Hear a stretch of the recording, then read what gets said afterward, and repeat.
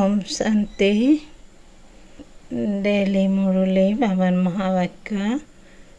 আজি 7-8-2025 মুৰলী, ৰাত মুৰলী মধুবন। ওম শান্তি। বাপ দাদা, মৰমৰ সন্তানসকল, অবিনাশী জ্ঞানৰত্ন ধাৰণ কৰি এতিয়া তোমালোক ভিকহুৰ পৰা চহকী হ'ব লাগে। তোমালোক আত্মাসকল হৈছে জ্ঞানী যোগী। প্ৰশ্নত দিছে, কোনটো শুভ ভাৱনা ৰাখি পুৰুষাৰ্থত সদায় তৎপৰ হৈ থাকিব লাগে? উত্তৰ, সদায় এইটোৱে শুভ ভাৱনা ৰাখিব লাগে যে আমি আত্মাসকল শতপ্ৰধান আছিলোঁ। আমি পিতাৰ পৰা শক্তিৰ উত্তৰাধিকাৰ লৈছিলোঁ, এতিয়া আকৌ লৈ আছোঁ। এইটো শুভ ভাৱনাৰে পুৰুষাৰ্থ কৰি শতপ্ৰধান হ'ব লাগে। এনেকৈ ভাবিব নালাগে যে সকলোৱে জানো শতপ্ৰধান হ'ব। নহয়, স্মৃতিৰ যাত্ৰাত থকাৰ পুৰুষাৰ্থ কৰি থাকিব লাগে। সেৱাৰ দ্বাৰা শক্তি আহৰণ কৰিব লাগে। বাবা গীত দিছে, ইছ পাপ কি দুনিয়া আছে, এই পাপৰ সৃষ্টিৰ পৰা। ওম শান্তি। এয়া হৈছে পঢ়া।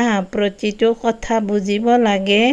অন্য যিবোৰ সৎসংগ আদি আছে, সেই সকলোবোৰ হৈছে ভক্তি মাৰ্গৰ।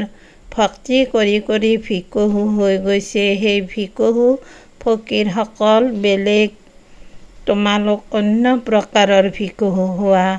তোমালোক চহকী আছিলা, এতিয়া ভিকহু হৈ গ'লা। এইটো কোনেও নাজানে যে আমি চহকী আছিলোঁ। তোমালোক ব্ৰাহ্মণসকলে জানা, আমি বিশ্বৰ মালিক চহকী আছিলোঁ। অমীৰ চন্দৰ পৰা ফকীৰ চন্দ হৈ গ'লোঁ।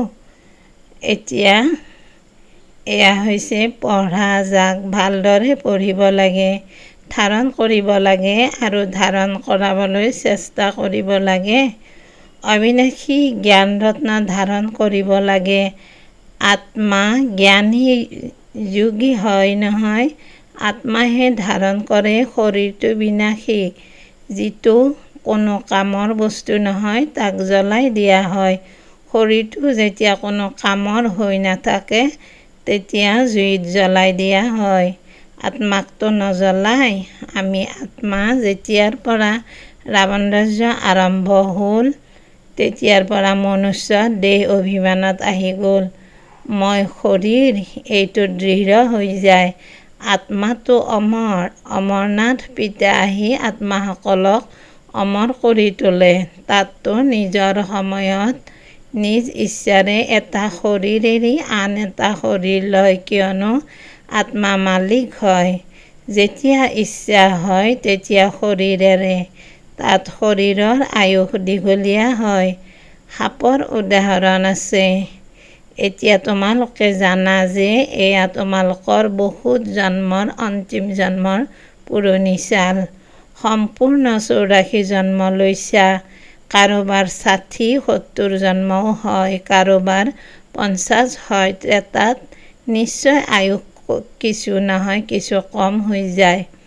সত্যযুগত সম্পূৰ্ণ আয়ুস থাকে। এতিয়া পুৰুষাৰ্থ কৰিব লাগে যে আমি যাতে পোনপ্ৰথমে সত্যযুগত আহোঁ। তাত শক্তি থাকে, গতিকে অকাল মৃত্যু নহয়।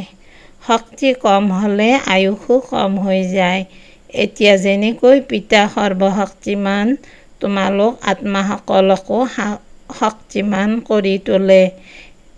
এটাটো হৈছে পবিত্ৰ হ'ব লাগে আৰু স্মৃতিত থাকিব লাগে, তেতিয়া শক্তি পোৱা যায়। পিতাৰ পৰা শক্তিৰ উত্তৰাধিকাৰ লোৱা। পাপ আত্মাইতো শক্তি ল'ব নোৱাৰে। পুণ্য আত্মা হ'লে শক্তি পায়। এইটো খেয়াল কৰা, আমি আত্মা শতপ্ৰধান আছিলোঁ। সদায় শুভ ভাৱনা ৰখা উচিত। এনেকুৱা নহয় যে সকলো জানো শতপ্ৰধান হ'ব, কোনোবাতো শতো হ'ব নহয়। নহয়, নিজে বুজিব লাগে, মই প্ৰথমতে শতপ্ৰধান আছিলোঁ। নিশ্চয়তাৰ দ্বাৰাই শতপ্ৰধান হ'বা। এনেকুৱা নহয় যে আমি কেনেকৈ শতপ্ৰধান হ'ব পাৰিম, তেতিয়া পিছলি যায়, স্মৃতিৰ যাত্ৰাত নাথাকে। যিমান দূৰ সম্ভৱ পুৰুষাৰ্থ কৰিব লাগে। নিজক আত্মা বুলি বুজি সতপ্ৰধান হ'ব লাগে। এই সময়ত সকলো মনুষ্য মাত্ৰেই তমোপ্ৰধান। তোমালোকৰ আত্মাও তমোপ্ৰধান। পিতাৰ স্মৃতিৰে আত্মাক এতিয়া সতপ্ৰধান কৰি তুলিব লাগে। লগতে সেৱাও কৰিলে তেতিয়া শক্তি পাবা। ধৰি লোৱা কোনোবাই সেৱা কেন্দ্ৰ খুলি দিয়ে, গতিকে তেওঁৰ শিৰত বহুতৰ আশীৰ্বাদ পাব। মনুষ্যই ধৰ্মশালা নিৰ্মাণ কৰি দিয়ে যে কোনোবা আহিলে জিৰণি ল'ব, আত্মা আনন্দিত হ'ব নহয়।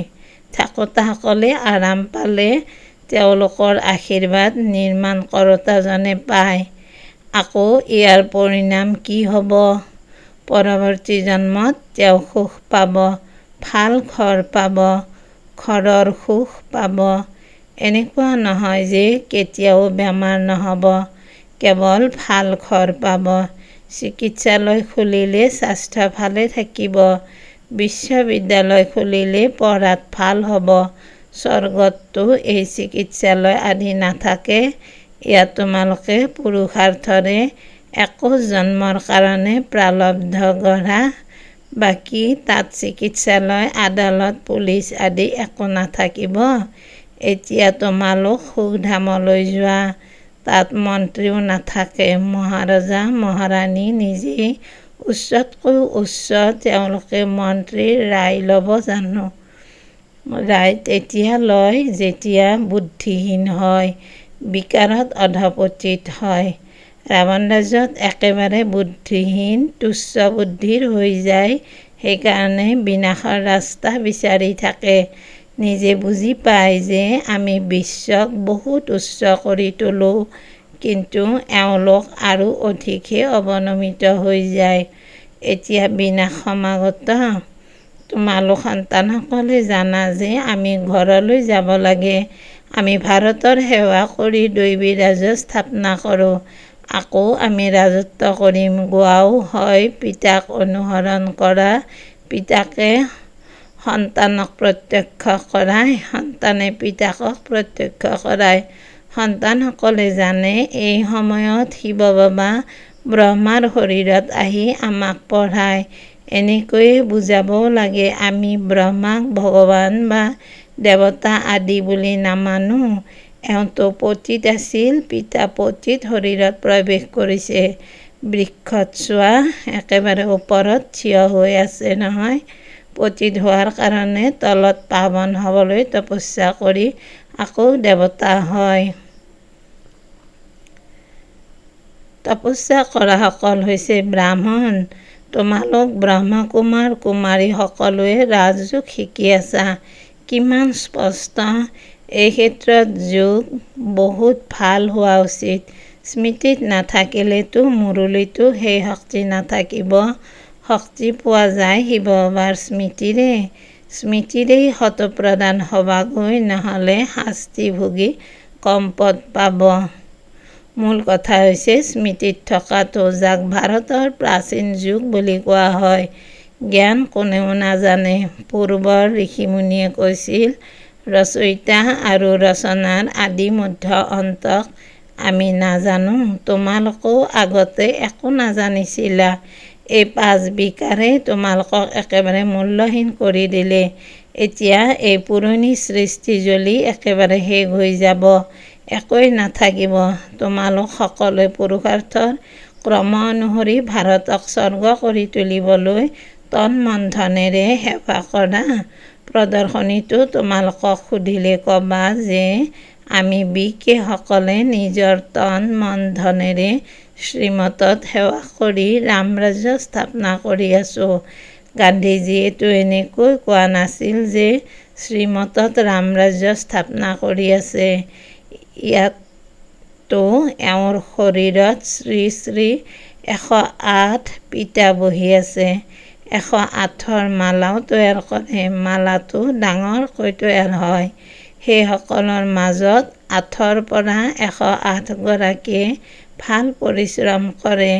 ক্ৰমানুসৰিতো বহুত আছে, যিসকলে ভাল পৰিশ্ৰম কৰে।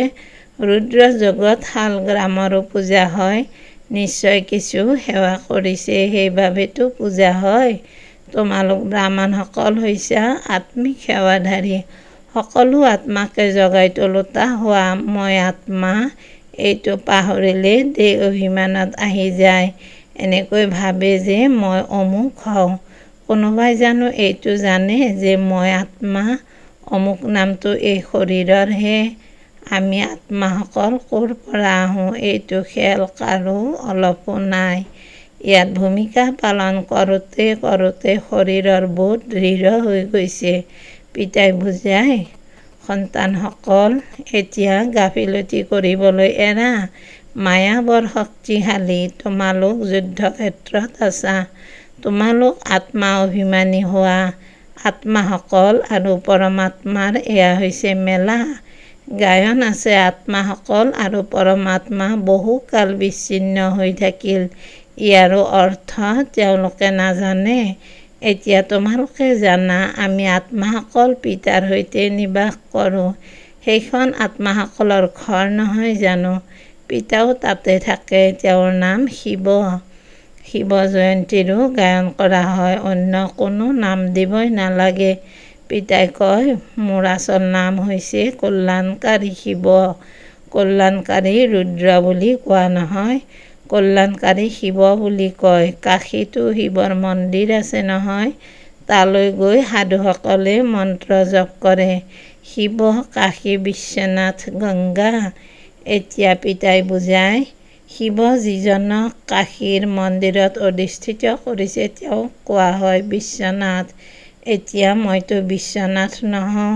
বিশ্বৰ নাথটো তোমালোক হোৱা, মই নহওঁৱেই। ব্ৰহ্মতত্ত্বৰ নাথো তোমালোক হোৱা। তোমালোকৰ সেইখন ঘৰ, সেইখন ৰাজধানী। মোৰ ঘৰটো এখনেই ব্ৰহ্মতত্ত্ব। মই স্বৰ্গলৈ নাহোঁ, মই নাহোঁ নহওঁ। মোক শিৱ বাবা বুলিয়েই কয়। মোৰ ভূমিকাই হৈছে পতিতক পাৱন কৰি তোলা। শিখ লোকসকলেও কয়, ঈশ্বৰে মলিন কাপোৰ পৰিষ্কাৰ কৰে, কিন্তু অৰ্থ বুজি নাপায়। মহিমাও গায় এক ওংকাৰ, অযোনি অৰ্থাৎ জন্ম মৰণ ৰহিত। মইতো 84 জন্ম নলওঁ। মই এওঁৰ শৰীৰত প্ৰৱেশ কৰোঁ। মনুষ্যই 84 জন্ম লয়। এওঁৰ আত্মাই জানে বাবা মোৰ লগত একেলগে বহি আছে, তথাপিও বাৰে বাৰে স্মৃতি পাহৰি যাওঁ।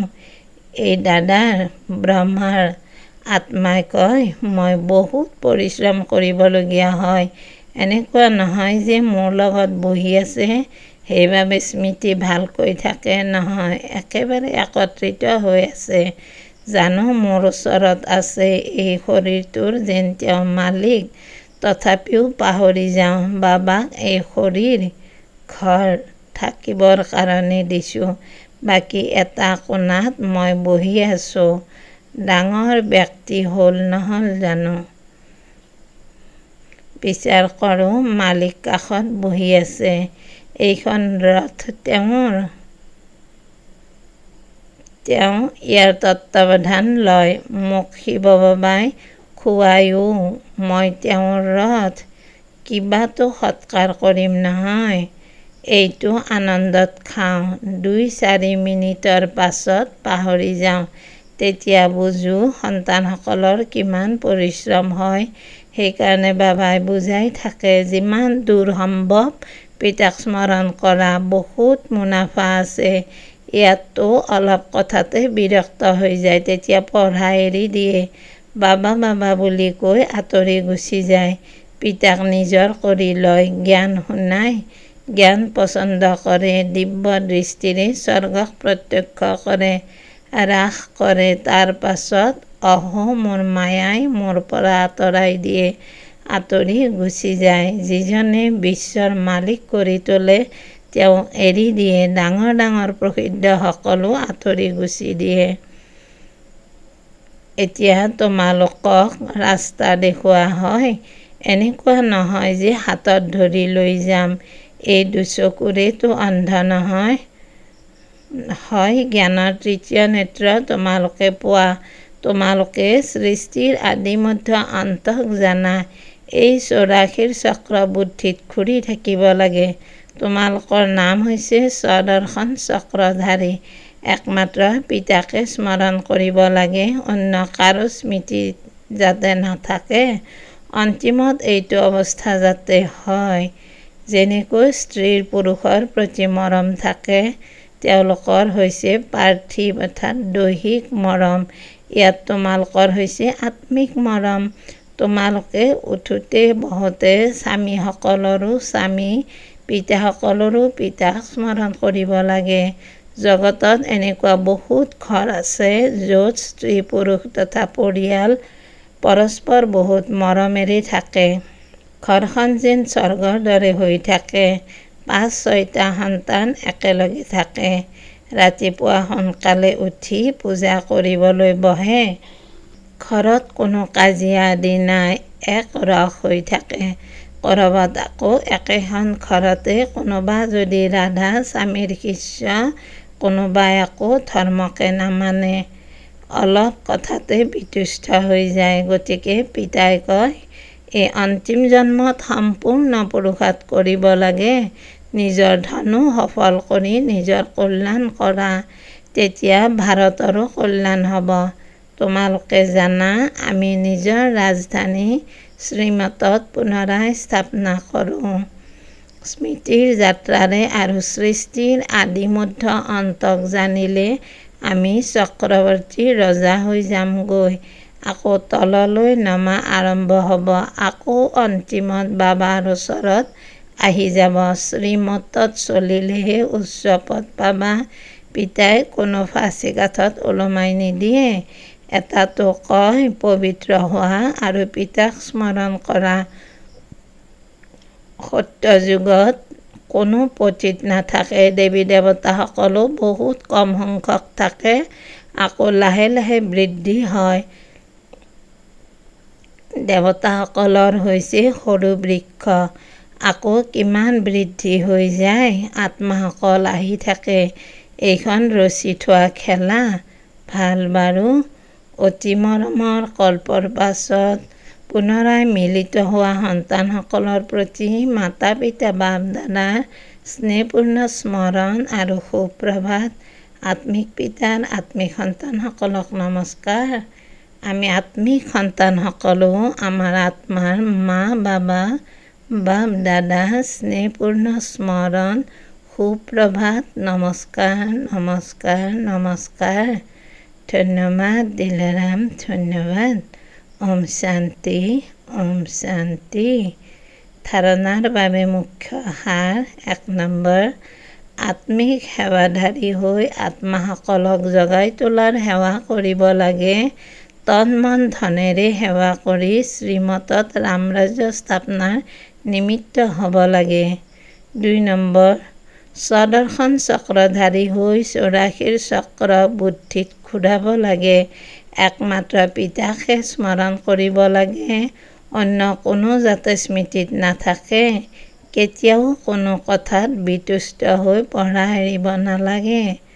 বাবাই বৰদানত দিছে, সংগঠনত থাকি লক্ষ্য আৰু লক্ষণ সমান কৰি তোলোতা সদায় শক্তিশালী আত্মা হোৱা। সংগঠনত থাকি লক্ষ্য আৰু লক্ষণ সমান কৰি তোলোতা সদায় শক্তিশালী আত্মা হোৱা। সংগঠনত ইজনে সিজনক দেখি উৎসাহ উদ্দীপনাও জাগে, তেনেকৈ অমনোযোগিতাও আহে। ভাবে যে এওঁ কৰে, মই কৰিলোঁ, তাতে কি হ'ল। সেইকাৰণে সংগঠনৰ পৰা শ্ৰেষ্ঠ হোৱাৰ সহযোগ লোৱা। প্ৰতিটো কৰ্ম কৰাৰ পূৰ্বে এইটো বিশেষ মনোযোগ বা লক্ষ্য ৰাখিব লাগে যে মই নিজক সম্পন্ন কৰি উদাহৰণ হ'ব লাগে। মই কৰি আনকো কৰাব লাগে। আকৌ বাৰে বাৰে এইটো লক্ষ্যত জাগ্ৰত কৰা। লক্ষ্য আৰু লক্ষণ মিলাই চলা, তেতিয়া শক্তিশালী হৈ যাবা। শ্লোগান: অন্তিমত তীব্ৰ গতিৰে আগবাঢ়ি যাবলৈ সাধাৰণ আৰু ব্যৰ্থ সংকল্পত সময় নষ্ট নকৰিবা। অন্তিমত তীব্ৰ গতিৰে আগবাঢ়ি যাবলৈ সাধাৰণ আৰু ব্যৰ্থ সংকল্পত সময় নষ্ট নকৰিবা। ওম শান্তি, ওম শান্তি। অব্যক্ত সংকেত। সহযোগী হ'বলৈ হ'লে পৰমাত্মা স্নেহৰ অনুভৱী হোৱা। সহযোগী হ'বলৈ হ'লে পৰমাত্মা স্নেহৰ অনুভৱী হোৱা। যি মৰমৰ হয় তেওঁক স্মৰণ কৰা নহয়, তেওঁৰ স্মৃতি স্বতঃ আহে। কেৱল স্নেহ আন্তৰিক হওক, সঁচা আৰু নিস্বাৰ্থ হওক। যিহেতু মোৰ বাবা মৰমৰ বাবা বুলি কোৱা, তেন্তে স্নেহীজনক কেতিয়াও পাহৰিব নোৱাৰে আৰু নিস্বাৰ্থ স্নেহ পিতাৰ বাহিৰে আন কোনো আত্মাৰ পৰা পাব নোৱাৰা। সেইকাৰণে কেতিয়াও স্বাৰ্থ ৰাখি স্মৰণ নকৰিবা, নিস্বাৰ্থ স্নেহত লীন হৈ থাকা। বাৰু, ধন্যবাদ মন্দিলাৰাম। ওম শান্তি, ওম শান্তি, ওম শান্তি।